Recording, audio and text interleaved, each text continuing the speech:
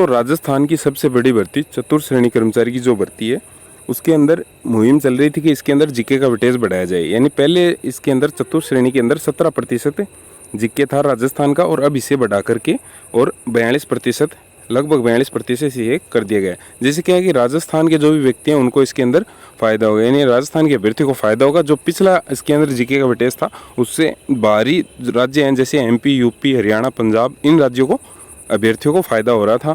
तो इसलिए GK weightage को बढ़ाया गया, जो कि काफ़ी हद तक मांग भी जायज़ है, और बोर्ड ने मांग को स्वीकार करते हुए जीके के वेटेज को इसके अंदर 42% कर दिया है।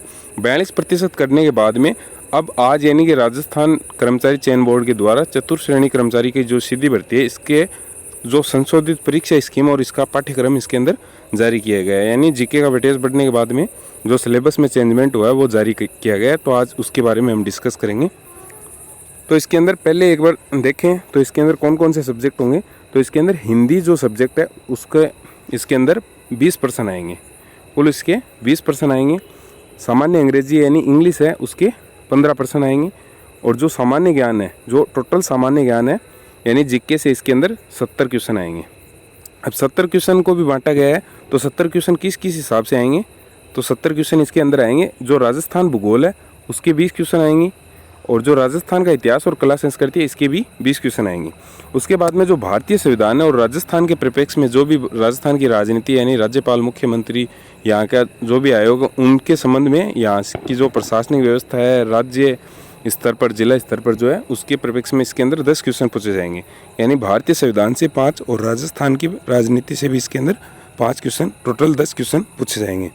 उसके बाद में इसके अंदर जो विज्ञान है यानी साइंस है उसके 5 क्वेश्चन पूछे जाएंगे, और समसामयिक घटना यानी करंट अफेयर्स हैं इसके अंदर 5 तो राष्ट्रीय लेवल के पूछे जाएंगे और 5 राज्य लेवल के, यानी भारत के परिप्रेक्ष्य में 5 क्वेश्चन पूछे जाएंगे और 5 राजस्थान के लेवल पे के क्वेश्चन पूछे जाएंगे। तो कुल 10 क्वेश्चन करंट अफेयर से आएंगे, और जो कंप्यूटर है इसके 5 क्वेश्चन आएंगे इसके अंदर। और उसके बाद में बचता हमारा गणित, तो ये 10th लेवल तक की गणित आएगी इसके अंदर, अर्थमेटिक, तो इसके अंदर ये 15 क्वेश्चन आएंगे। गणित के कितने आएंगे, 15 क्वेश्चन आएंगे। तो इस प्रकार से हिंदी, अंग्रेजी, सामान्य ज्ञान और गणित को शामिल करते हुए कुल 120% होंगे, और कुल 2 घंटे के अंदर ये पेपर आपका होगा। तो ये कितने मार्क्स का होगा यानी कितने नंबर का होगा, तो ये टोटल 200 नंबर का पेपर होगा, और 120 इसके अंदर क्वेश्चन होंगे, और 2 घंटे का ये पेपर होगा।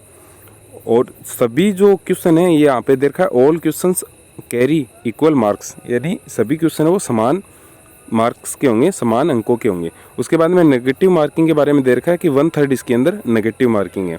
और उसके बाद में पेपर का लेवल दे रखा है, standard of the paper will be that of the secondary examination of the board of secondary education, यानी कि ये मतलब 10th लेवल का आपका एग्ज़ाम होगा।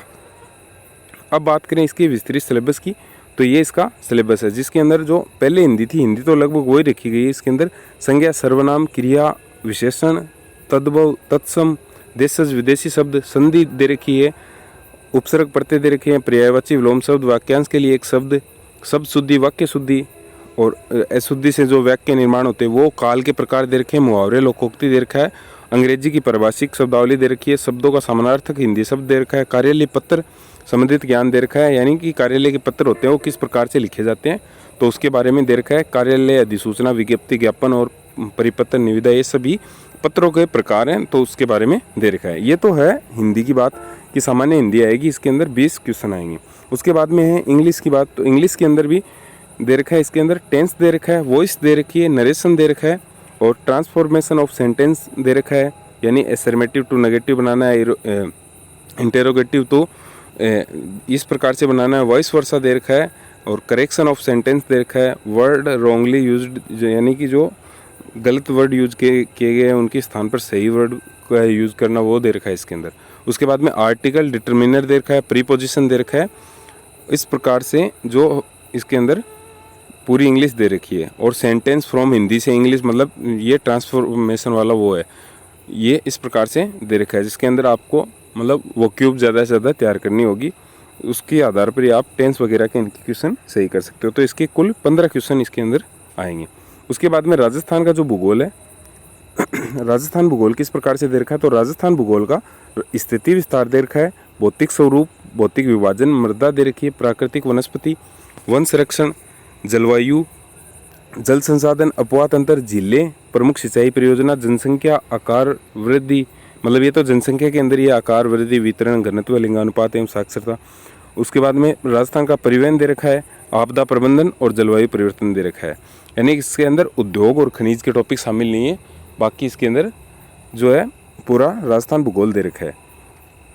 और इसके राजस्थान भूगोल के इसके अंदर 20 क्वेश्चन आएंगे। उसके बाद में है राजस्थान का जो इतिहास है उसके अंदर से पूछा जाएगा। तो ऐतिहासिक घटना दे रखी है। अब ऐतिहासिक घटना की बात करें तो इसके अंदर राजवंश की बात करें तो ऐतिहासिक घटना भी राजवंश के अंदर ही सम्मिलित होगी, क्योंकि ऐतिहासिक घटनाओं में राजवंश सम्मिलित होगा। जैसे किसी प्रकार का युद्ध है तो युद्ध ऐतिहासिक घटनाओं में से संबंधित है, तो युद्ध राजवंशों से संबंधित है, तो प्रत्यक्ष या अप्रत्यक्ष रूप से राजवंश इसके अंदर सम्मिलित है। तो ये नहीं कह सकते कि मोटे तौर पर हम ऐतिहासिक जो भी घटनाएं हैं, युद्ध, जनजातीय आंदोलन किस प्रकार से वो पढ़ लें, इसके अंदर सारा ही आपको कवर करना होगा। उसके बाद में स्वतंत्रता आंदोलन, एकीकरण, महत्वपूर्ण व्यक्तित्व ये दे रखा है इसके अंदर।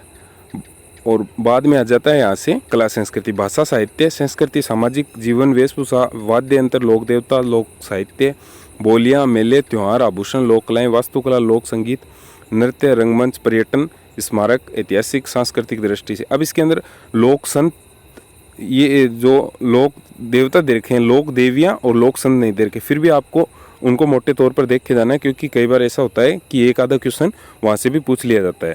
तो 20 क्वेश्चन ही राजस्थान इतिहास और कला संस्कृति को मिला करके इसके अंदर आएंगे। उसके बाद में 5-5 क्वेश्चन आएंगे भारतीय संविधान और राजस्थान की राजनीति से।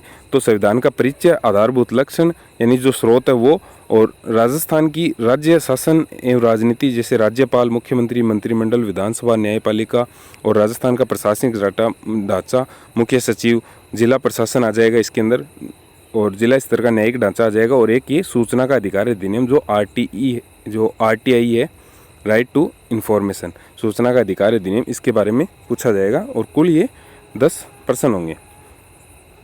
उसके बाद में आगे चलते हैं सामान्य विज्ञान। तो सामान्य विज्ञान वही पशु परिचर वाला जो सम्मिलित किया गया है वही इसके अंदर। भौतिक रासायनिक परिवर्तन, धातु अधातु, प्रमुख यौगिक, प्रकाश परावर्तन नियम, आनुवांशिकी की सामान्य शब्दावली, मानव शरीर दे रखा है, जैसे संरचना, अंग, तंत्र, प्रमुख मानव रोग, कारक, निदान और अपशिष्ट प्रबंधन ये दे रखा है। उसके बाद में समसामयिक जो करंट अफेयर आएगा, 5-5 क्वेश्चन आएंगे। वो किस प्रकार से आएंगे, तो खेल से संबंधित आएंगे, राजनीति से संबंधित आएंगे, अर्थव्यवस्था से संबंधित, सामाजिक, भौगोलिक, सांस्कृतिक परिस्थिति, ये मतलब जो भी करंट के मुद्दे राजस्थान में और भारत में चल रहे हैं उन सब से 5-5 क्वेश्चन आएंगे। उसके बाद में आएगा अपना कंप्यूटर। तो कंप्यूटर के अंदर कौन कौन से आएंगे, तो कंप्यूटर के अंदर जो कंप्यूटर सिस्टम का अवलोकन है, यानी कि कंप्यूटर की पहले परिभाषा, विशेषता, इनकी पीढ़ियाँ, ये सब इसके अंदर शामिल हो गई। उसके बाद में hardware, software, operating system, application software, ये सब इसके अंदर शामिल होंगे। उसके बाद में वर्ड की अगर बात की जाए, MS की, तो माइक्रोसॉफ्ट में क्या हो गई, MS Word, MS Excel, MS PowerPoint, internet, email, यानी लगभग मान के चलें तो पूरा इसके अंदर कंप्यूटर सम्मिलित है, क्योंकि आपको विशेषता और परिभाषा, पीढ़ियाँ, ये इसकी पहले से ही पढ़नी पड़ेगी। उसके बाद में हार्डवेयर, सॉफ्टवेयर के अंदर सभी चीज़ें सम्मिलित हो जाती है। अब बात करें गणित की, यानी मैथ की बात करें, तो मैथ का जो इसके अंदर शामिल होगा वो लेसम ऐसे इसके अंदर शामिल होगा, औसत, एवरेज शामिल होगा, लाभ हानि शामिल होगा, प्रतिशत, साधारण ब्याज, चक्रवृद्धि ब्याज, अनुपात, समानुपात, साझा जो यानी पार्टनरशिप, और समय कार्य, समय, चाल एवं दूरी, आंकड़ों का चित्रण, निरूपण, यानी 10th लेवल की इसके अंदर मैथ आएगी।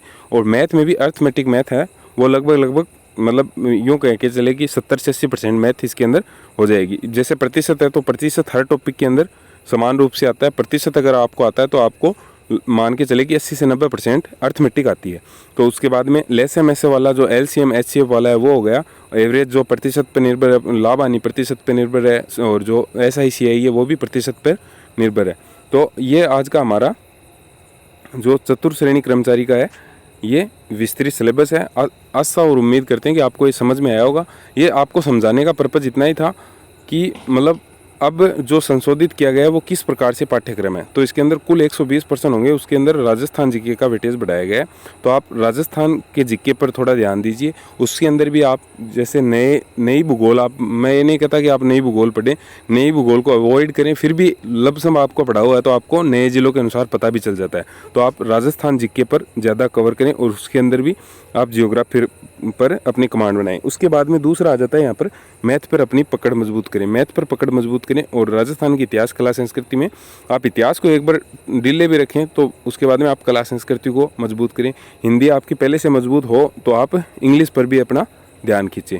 इस प्रकार से आपको सिलेबस कवर करना है और आपकी परीक्षा है उसके अंदर अभी टाइम पड़ा है, तो आप अपने सिलेबस को पूरे को अच्छे तरीके से कवर कर सकते हो। और अब विस्तृत सिलेबस भी जारी कर दिया गया है, तो आपको टॉपिकों के लिए परेशान भी नहीं होना पड़ेगा कौन सा सम्मिलित होगा और कौन सा नहीं।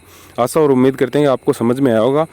आपको अपने जो उज्जवल भविष्य की हार्दिक शुभकामनाएं। अपनी पढ़ाई में निरंतर लगे रहो और अपने लक्ष्य को प्राप्त करो। धन्यवाद। जय हिंद। ऐसे ही वीडियो और देखने के लिए हमारे साथ चैनल के साथ में जुड़े रहिए। धन्यवाद। जय हिंद, जय भारत।